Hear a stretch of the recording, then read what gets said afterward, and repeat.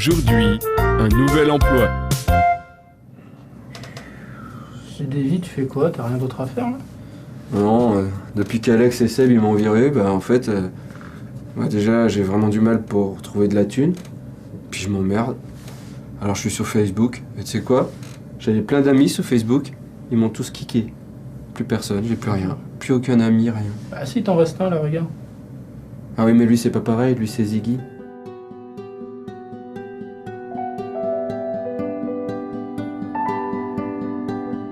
Ziggy, il s'appelle Ziggy, c'est mon seul ami. C'est un garçon pas comme les autres, mais moi je l'aime, c'est pas de ma faute. Même si je sais qu'il ne m'aimera jamais. Ouais. 25.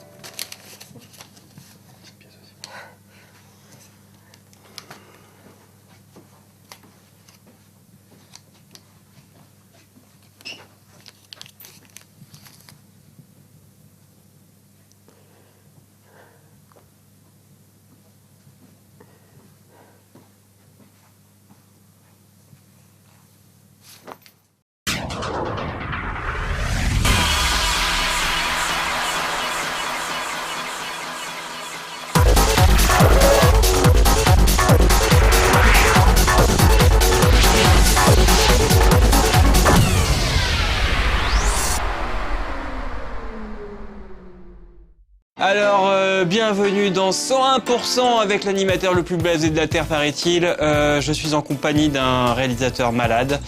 C'est l'époque, c'est normal, tout va bien, donc dans 3 semaines je ne suis plus là, réjouissez-vous. Vous êtes dans 101% tout de suite le sommaire, nous n'avons pas changé le conducteur, donc je ne sais pas du tout de quoi il est fait. Je suppose que ça commence par une critique. Ensuite... Attends, je l'ai le sommaire. Tu peux le lire s'il te plaît, ça me... Ouais. Donc, il va y avoir une critique de jeu Dissidia Final Fantasy. Qui est un super jeu de combat sur PSP. Voilà, c'est ça. Ensuite, Oscillation. Hein. Oscillation, parce que c'est la musique et que c'est bon. Et ensuite, il y aura un Hidden Palace. Hidden Palace, avec attention, notre ami Wario. Dr Lacave et Wario, le grand méchant. Ça donne envie? Bah ouais, on a envie d'en Ça savoir. donne envie. Tout de suite les news. Microsoft のブースです。Xbox 360のゲームとかもいっぱい出てるの。すごい、私もね欲しいものとかあると思うからみんなでチェック。 Comme chaque année, Microsoft s'est installé dans un des plus gros stands du salon. Un espace aéré, lumineux et doté d'un plafond. Parmi la trentaine de jeux présentés, une grande partie venait des éditeurs tiers et seront souvent multiplateformes. Mais on pouvait quand même trouver quelques exclus Xbox comme Forza Motorsport 3. Ce concurrent direct à Gran Turismo, dont tous les volets ont pu sortir durant le développement de Gran Turismo 5, a su s'imposer en Occident auprès de la communauté Xbox. Sur le TGS, Microsoft a tout fait pour attirer les journalistes et le public, en proposant de tester le jeu sur une borne dynamique à 3 écrans qui reproduisaient les mouvements de la voiture. Réellement impressionnant. Mais nous aurons l'occasion de reparler de Forza 3 bientôt, le jeu étant annoncé sur Xbox 360 pour le 23 octobre. マイクロブースソフト2009年 TGS どんなのが目玉になっているのかちょっと尋ねたいと思います。こんにちは。今年はゲームが主役、そしてそこに来られるユーザーさんが主役っていうのが今年のブースのテーマです、なのでゲームも遊びやすく開放的なブースを作ってですね、今年の年末の注目作を存分に皆さんに遊んでいただこうという感じになってます。ありすぎてどれっていうのはあれなんですけど、この真ん中にある、ベヨネットとか、あとは鉄拳とか、あとフォルツァモーター3とか、本当にいろんなジャンルのものがありますんで、本当にいろんなユーザーさんに楽しんでいただけるラインナップが揃っていると思います。ダタールはですね、今回 TGS で参考出展ということで、出展させていただいたんですけども、本当に今のゲームをもっといろんな人に遊んでいただける非常に可能性の秘めたものだと思います。 À côté de ces blockbusters, on pouvait trouver d'autres jeux plus confidentiels, mais qui intéressent beaucoup un certain public. Parmi eux, l'adaptation du jeu d'arcade 3D Samurai Spirit Sen.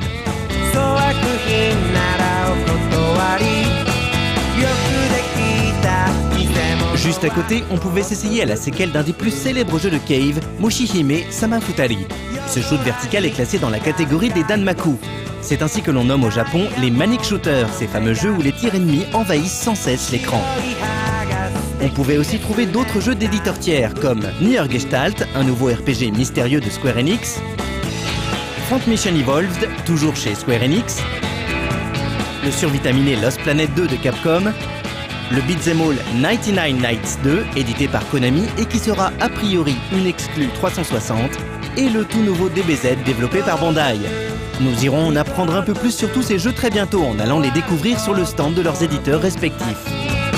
Xbox Live もですね、実はたくさんゲームのコンテンツが揃ってまして、皆さんオンラインゲームっていうのも楽しめるんですけど、実は本当にいろんな人たちがお手頃な価格で遊べるたくさんの楽しいゲームが揃っているので、今年はその中から主に人気作をピックアップして展示してます。Inutile de revenir sur Shadow Complex, critiqué dans le 101% du mercredi 23 septembre. Raystorm HD, lui, est le remake HD du shoot'em up de Taito, sorti en arcade en 96 et sur le PSN l'année dernière.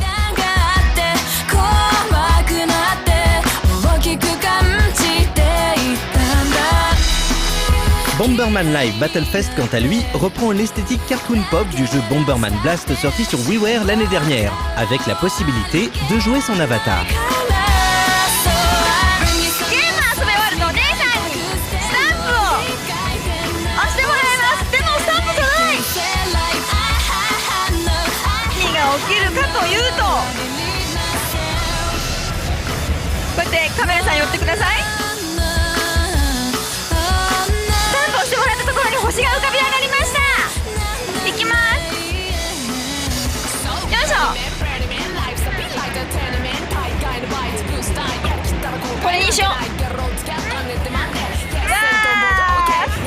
PS3 もいっぱい面白そうなゲームあったけれども Xbox 360もすごい面白そうなものいっぱいあったね。ということで明日ももっと楽しいゲームいっぱいみんなに見せるので見てね。 Warhammer n'est pas seulement un célèbre jeu de figurines, c'est aussi un jeu de rôle très populaire. Ce mois de septembre voit la sortie en français de la première partie de la grande campagne des 1000 trônes. Cette campagne place les joueurs au cœur d'un imbroglio politique et religieux après l'apparition d'un enfant qui pourrait être la réincarnation de l'empereur Sigmar. La deuxième partie des 1000 trônes est quant à elle attendue pour la mi-novembre. Les éditions du 7e cercle proposent un nouveau jeu de rôle baptisé Sable Rouge. Se déroulant sur la planète Mars, le jeu revendique des influences diverses, comme Mad Max, Ghost of Mars ou même Conan le Barbare. Ruines chtoniennes, ziggourats s'enfouis et indigènes cannibales sont au programme de ce jeu qui s'annonce brutal.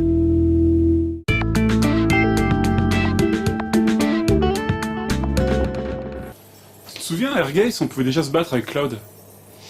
Tu sais, le jeu de baston. En fait, je dois vous avouer un truc, je suis pas super fan de Final Fantasy. Je suis beaucoup plus fan de Grandia. Et c'est un vieux combat. Grandia est mort. Final Fantasy existe toujours. En même temps, je reconnais que c'est une très belle série. Moi, c'est pas super mon truc. Donc, non, je ne me souviens pas, Alex. Je suis confus, mais je suis sûr que je vais pouvoir prendre quelques cours de rattrapage avec toi. Bah non, parce qu'on va regarder la critique de Dissidia à la place. Ouais, mais ça, c'est juste un jeu de combat. Ça va pas m'expliquer le... Si ? Non. D'accord.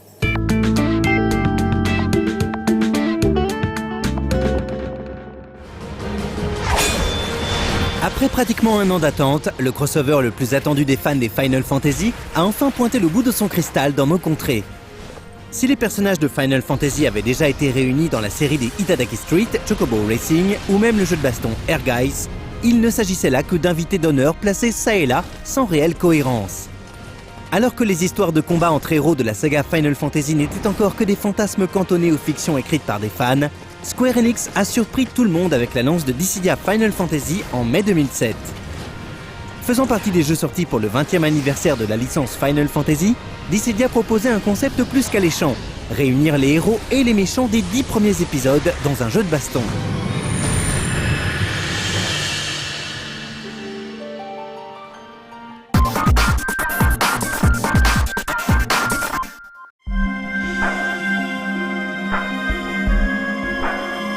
Il était une fois deux divinités dont dépendait l'équilibre de l'univers. Cosmos, la déesse de l'harmonie, et Chaos, le dieu de la discorde. chaque divinité avait fait appel à des guerriers issus de mondes différents pour prendre part à une guerre censée les départager. Mais les forces de chaos prennent le dessus. Alors que tout semblait perdu, Cosmos et les 10 derniers héros décident de se jeter à corps perdu dans un combat qui sera peut-être le dernier.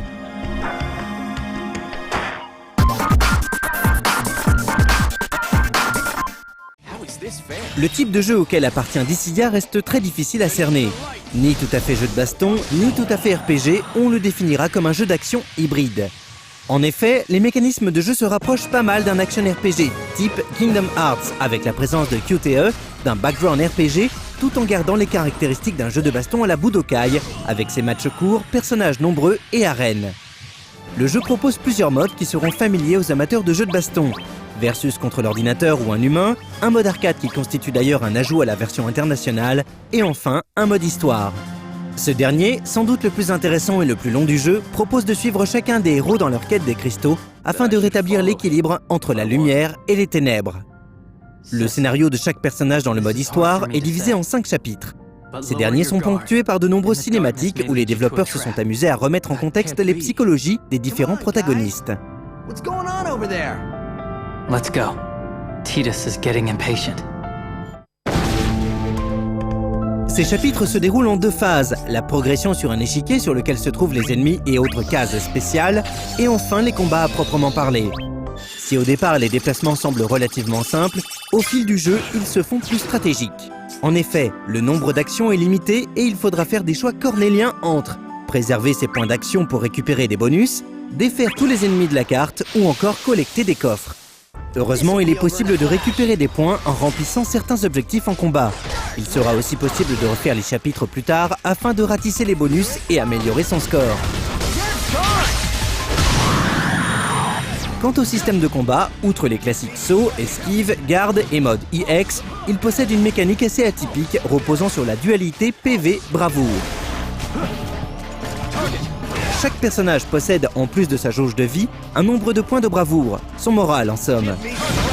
En réalisant une attaque physique nommée attaque de PV, avec carré, on entame logiquement la barre de vie de l'opposant, alors qu'en effectuant une attaque de bravoure avec rond, le joueur vole des points de bravoure à l'adversaire. Il est nécessaire de voler le plus de points possible pour plusieurs raisons. D'une part, entamer les points de bravoure de l'adversaire permet d'entamer sa défense. Lorsque ce chiffre atteint 0, il se retrouve en état de syncope et devient très vulnérable à toutes les attaques. D'autre part, les points de bravoure représentent la force d'attaque. On repère ainsi rapidement le nombre de points de vie que l'on va pouvoir enlever lors de la prochaine grosse attaque physique, ce qui donne lieu à de spectaculaires retournements de situation. Même si c'est très tentant au premier abord, le joueur ne pourra pas se contenter d'enchaîner des attaques physiques, car cela fait baisser la bravoure, donc la puissance d'attaque.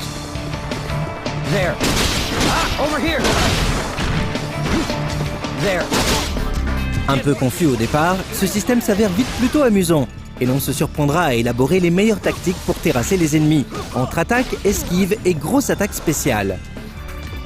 De plus, les façons de jouer diffèrent grandement selon la spécialisation des personnages. Bourrin expert dans le corps à corps, magicien attaquant de loin ou encore pro des rafales d'attaque aérienne. Pour ce qui est du côté RPG, on retrouve les inévitables points d'expérience, compétences qui enrichissent la palette d'attaque, équipements et accessoires qui font la différence lors des combats avec leur coefficient multiplicateur, etc. Tout cela permet une énorme customisation des combattants, qui sera indispensable pour avancer dans les chapitres. La durée de vie du jeu, déjà conséquente avec le mode histoire, s'allonge grandement grâce à la quantité faramineuse de modes, d'items, de personnages et autres bonus à acheter ou échanger contre des objets rares.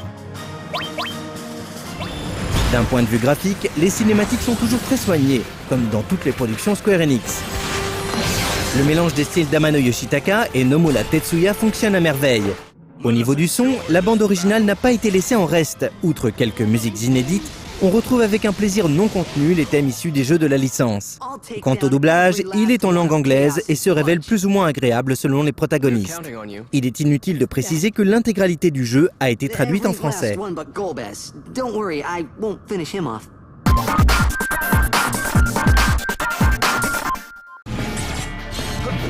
Dissidia Final Fantasy s'adresse avant tout à un public de fans de la saga Final Fantasy qui passeront l'éponge sur ses défauts.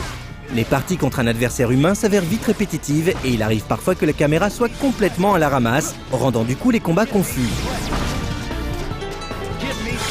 Malgré tout cela, Dissidia s'avère d'une richesse inouïe pour un jeu de baston. Et les clins d'œil envers les fans sont dispensés avec intelligence. N'importe qui sera tenté de jouer aux épisodes qu'il avait loupés et se délectera de retrouver ses personnages favoris en situation. Les joueurs non fans, quant à eux, risquent de trouver tout ce fanservice complètement abscon, mais pourront profiter d'un jeu qui les tiendra sur plusieurs dizaines d'heures, ce qui n'est pas vraiment le cas de la plupart des productions actuelles.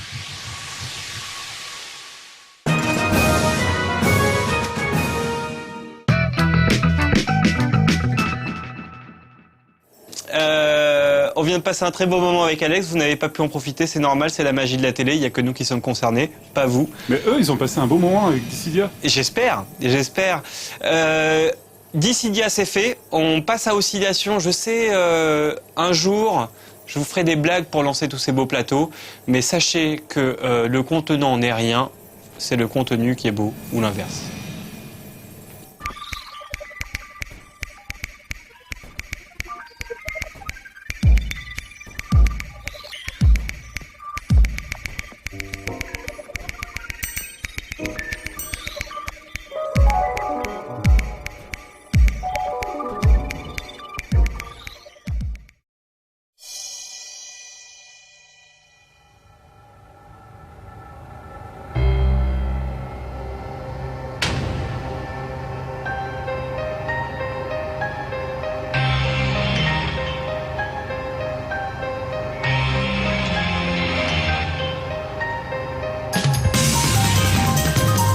Dans Parasite Eve, un jeu de survival horror sorti en 1998 pour PlayStation, l'être maléfique par excellence est une chanteuse d'opéra. Mis à part ce fait intrigant, c'est aussi pour le caractère unique de la bande-son composée par Shimomura Yoko que nous allons nous intéresser à ce jeu. La bande originale de Parasite Eve est un mélange très inhabituel de musique électronique aux éléments fusion et au style pompeux d'opéra savant. Dès l'introduction, le joueur est plongé dans une atmosphère sombre, suspecte et agitée. Les timbres et les rythmes sont superposés pour créer un environnement inquiétant, opposant tapis de cordes, rythme agité, sonorité aiguë de clochettes, bruit aléatoire, rythme militaire. Chaque note du morceau met le joueur en alerte.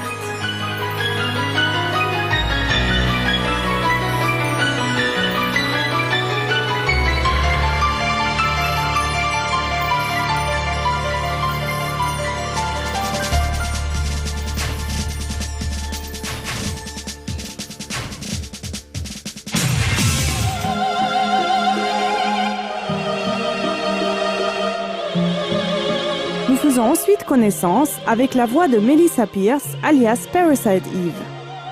Même les oreilles les plus inexpérimentées peuvent se rendre compte qu'il ne s'agit pas ici d'une véritable chanteuse, mais d'une voix synthétique générée par un ordinateur. Plus encore, on dirait que Shimomura Yoko a tout mis en œuvre pour que le caractère irréel de la voix ne passe pas inaperçu. Ainsi, on entend particulièrement bien tous les éléments qui différencient une voix synthétique d'une vraie voix. Saut très net entre les notes, vibrato parfaitement régulier et très rapide ralentissant dans les graves, et décalage de timbre et de brillance entre les différentes notes. De plus, la voix synthétique est accordée légèrement trop aiguë, ce qui crée des frottements très gênants avec l'accompagnement instrumental.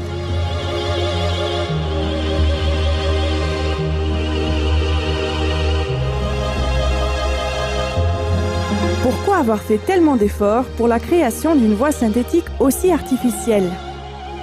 On peut aller assez loin dans les interprétations de ce choix musical. Dans le jeu, Melissa Pierce, la chanteuse d'opéra, se retrouve contrôlée par des mitochondries maléfiques et en perd toute son humanité. Il paraît évident que Shimomura Yoko ait également essayé de dépourvoir la voix de la chanteuse de tout trait humain, soulignant ainsi son caractère monstrueux.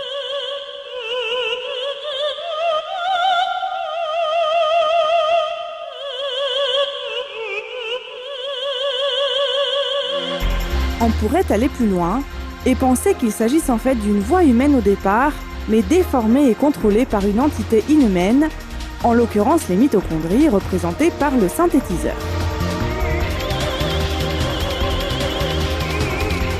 Ce qui est certain, c'est que l'atmosphère horrifique du jeu s'en trouve soulignée. Dans une interview de 2002, Shimomura Yoko dit avoir voulu créer pour le jeu Parasite Eve une musique non organique et absolument unique. Il paraît évident qu'elle a réussi.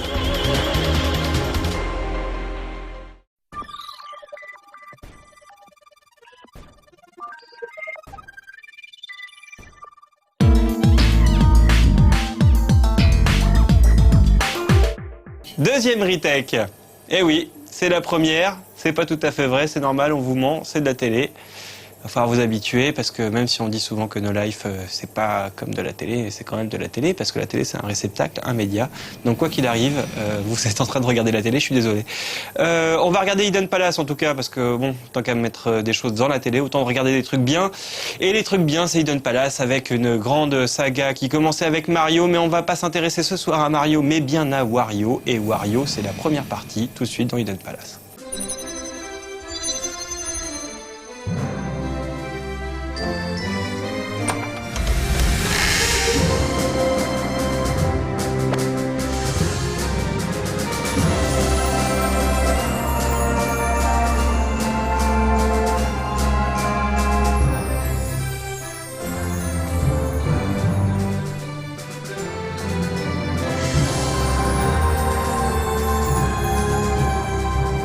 Bonjour et bienvenue dans Hidden Palace. L'univers de Mario contient un bon nombre de personnages hauts en couleur. Toutefois, dans ce microcosme, tout est manichéen, on est soit gentil, soit méchant.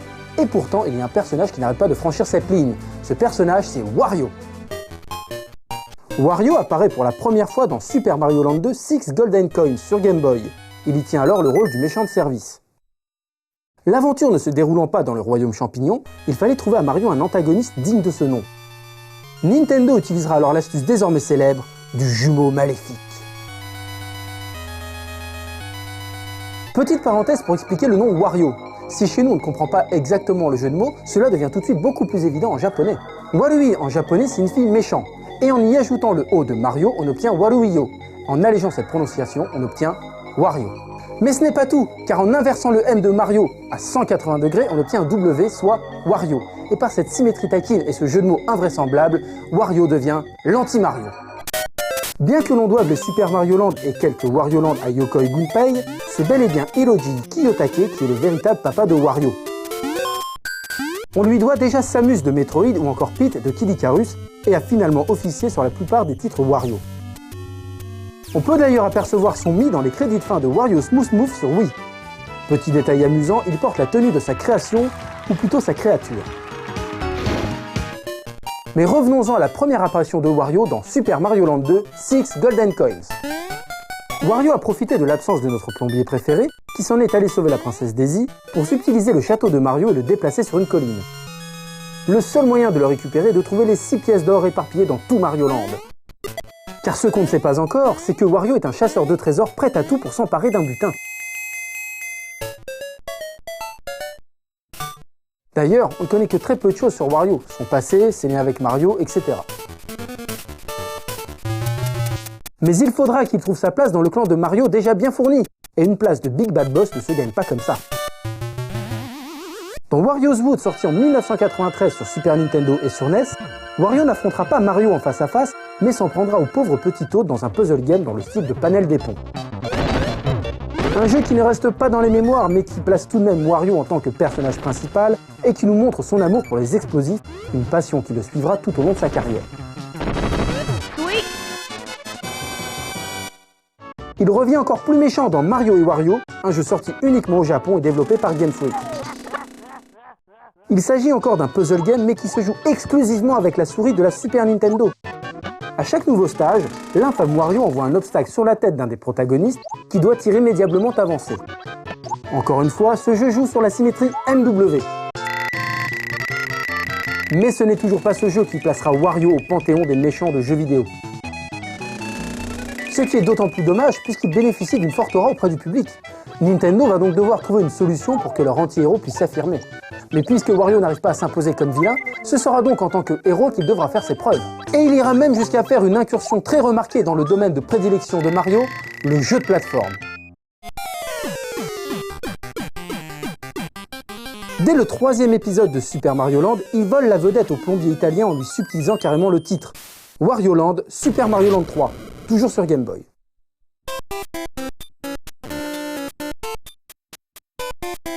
Mario n'a qu'une place très minime dans ce jeu et son apparition est juste gaguesque.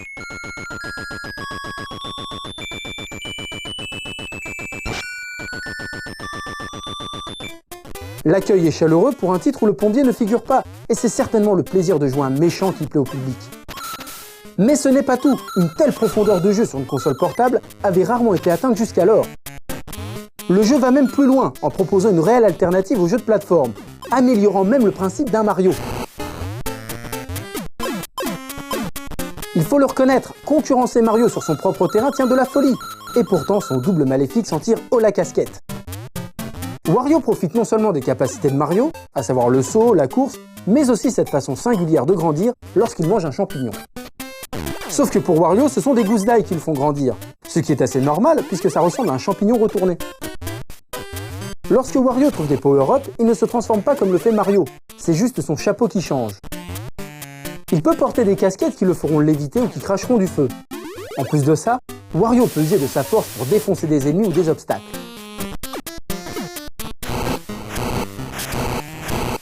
Alors que Mario était uniquement maître dans les attaques verticales, Wario maîtrise les 2 dimensions et il ira même jusqu'à maîtriser la 3e dans Virtual Wario Land. Si Mario est l'ambassadeur des consoles de salon, c'est désormais Wario qui le sera sur les consoles portables et aucune n'a été épargnée, même pas la défunte Virtual Boy. Un des titres de lancement de cette console est Virtual Boy Wario Land, Secret Treasure of the Awa Zone. On notera une fois de plus le subtil jeu de mots avec le M inversé. Encore une fois, notre troublion est en quête de trésors, mais cette fois-ci, ce sera dans la jungle awazonienne. Plus qu'un jeu de plateforme ordinaire, Virtual Boy Wario Land est un jeu d'exploration. Il se joue sur 2 plans différents avec des actions se répercutant sur l'un ou l'autre. Il sera nécessaire de souvent faire des allers-retours pour trouver telle ou telle salle secrète. Un système qui a été repris dans Super Paper Mario par exemple. Virtual Wario Land est souvent considéré comme le meilleur jeu de cette console, mais il a vite été oublié de tous à cause de son support justement. Là où les autres titres ne proposaient que des démos techniques, ce Wario Land proposait un vrai jeu profond, exploitant toutes les capacités de la machine et demeure un des meilleurs Wario Land, toutes consoles confondues. Malheureusement, la console n'étant jamais sortie chez nous, le jeu a suivi le même destin pour notre plus grand désarroi. Même si les Wario Land semblent réservés aux consoles portables, il existe quelques exceptions, car 2 épisodes sont sortis sur console de salon. Tout d'abord, Wario World sur Nintendo GameCube, un jeu développé par le mythique studio Treasure. Bien que le jeu reprenne le principe des Wario Land en le transcrivant dans un univers tout en 3D, il n'arrivera pas à satisfaire les joueurs. Et on ne comprend pas comment une société comme Treasure a pu louper cet épisode.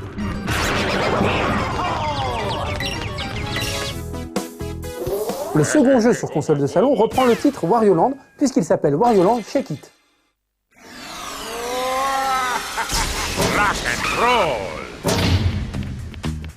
Pour ce nouveau jeu, Nintendo demande au célèbre studio d'animation IG de s'occuper de la direction artistique.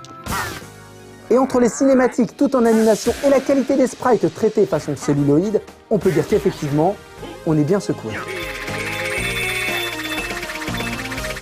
D'ailleurs, la campagne marketing sur le net est elle aussi restée dans les mémoires. En effet, Nintendo s'était associé à YouTube pour créer l'événement. Alors que l'on s'attendait à voir une simple vidéo promotionnelle, au fur et à mesure de l'avancée de celle-ci, des pièces, des ennemis, des gousses d'ail sortaient de toutes parts. Mais les dégâts allaient crescendo, faisant tomber les barres transversales du navigateur pour finir sur la chute complète de la page.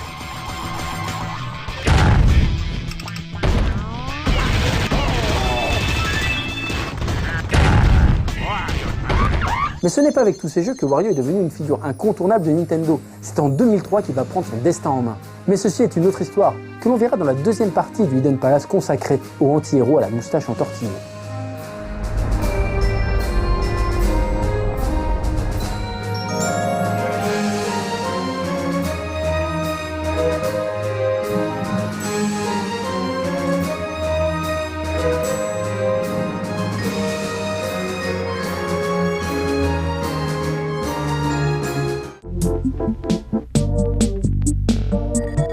Première partie d'Hidden Palace, il restera donc la 2e partie qui sera diffusée dans 2 semaines. On la garde celle-là avec le on peut refaire, si tu veux. Non, mais je veux bien la garder, hein, je l'assume, le bé. Ok. Comme ça, les gens comprendront que je suis nul. Ouais, bah écoute, si tu l'assumes, on en prie alors. Bon, finalement, je l'assume pas. Et là, on fait retake. Comme ça, ils vont comprendre ce que c'est.